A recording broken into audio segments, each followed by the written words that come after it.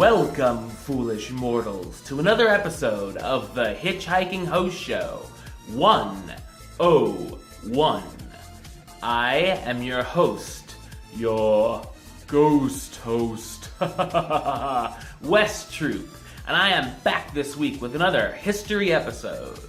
Well, where are we headed to this time in our time-traveling doom buggies?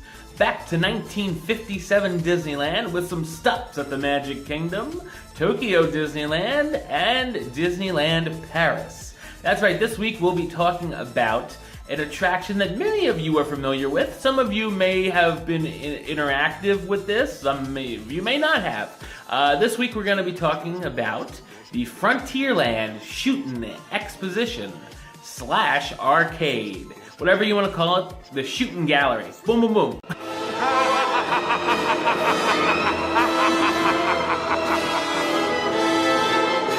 Well, there's been a shooting gallery in Frontierland as long as many of us have been alive. It's a surprise to many to discover that there was once a shooting gallery at Disneyland's Main Street USA as well.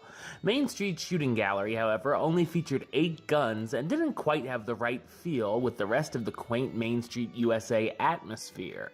In a move to increase the capacity of the shooting gallery, Imagineers decided to add another gallery in Frontierland. The Frontierland Shooting Gallery opened in July of 1957 at Disneyland. The Frontierland Shooting Gallery was found in the space which had been formerly the home to the miniature horse corral.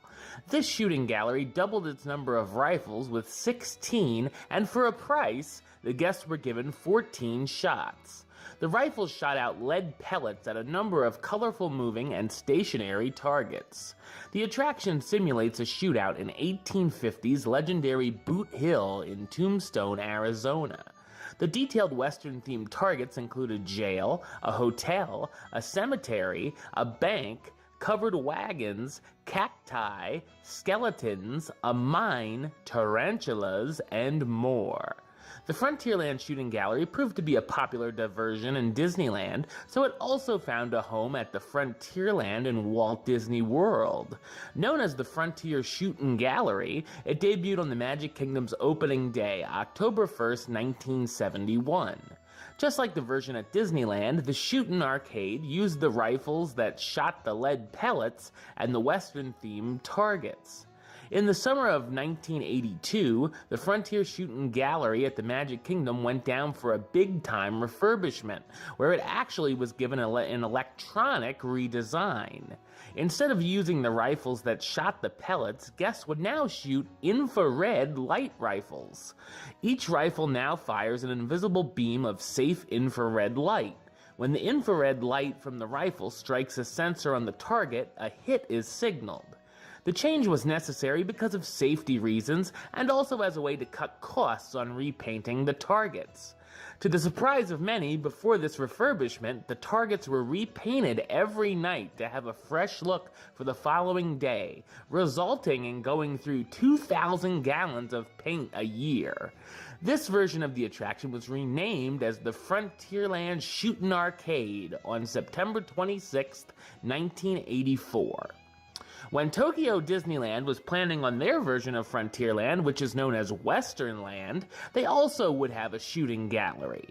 The Westernland Shootin' Gallery also debuted on the park's opening day, April 15, 1983. This version features an old saloon setting with an animatronic bartender, vulture, and cowboy in a rocking chair. It also features printed scorecards featuring Sheriff Goofy that can be redeemed for sheriff badges featuring Donald Duck if one earns a perfect score or receives a quote-unquote lucky score. Back at Disneyland, the original Frontierland Shooting Gallery also went down for refurbishment in 1984 to switch over to the infrared technology and make the animated updates to the targets, making it the last of the quote-unquote real bullet galleries. The gallery reopened on March 29, 1985 as the Frontierland Shootin Exposition, as it's still known today. When Disneyland Paris, then known as Euro Disney, was planning out their park, it too would have a shooting gallery. The Rustler Roundup shooting gallery debuted on this park's opening day as well, on April 12, 1992. The targets here range from humanized cacti in the rocky desert scenery to staked barrels next to the dilapidated huts, and even the colorful cart of Quacksalver and Clement Weather, who's tooting his Thunderbolt elixir, a miracle from the heavens. I wonder if it's anything like Pirelli's elixir. Anyway, no matter if you try the shooting arcades at Disneyland, Magic Kingdom, Tokyo Disneyland, or Disneyland Paris, one thing is for certain. For your dollar's worth, you're in for a rootin', tootin' good time. Alright, well that's the show. I'll be back with another episode very soon where we'll talk about the history of another Disney attraction, as well as another HitchHiking host show where we'll find out what went down in the Disney parks this week. But until then, don't forget to subscribe right here on YouTube. YouTube.com/HitchHostShow. Like the show on Facebook, Facebook.com/HitchHostShow. Follow on the Twitter at HitchHostShow. And if you want to listen to the show, or you are listening to the show, do so over on Podbean, hitchhostshow.podbean.com, or search under West Troop or the HitchHiking Host Show on iTunes or Stitcher. Until next time, don't forget to... Hurry back, hurry back. For the next episode. See ya.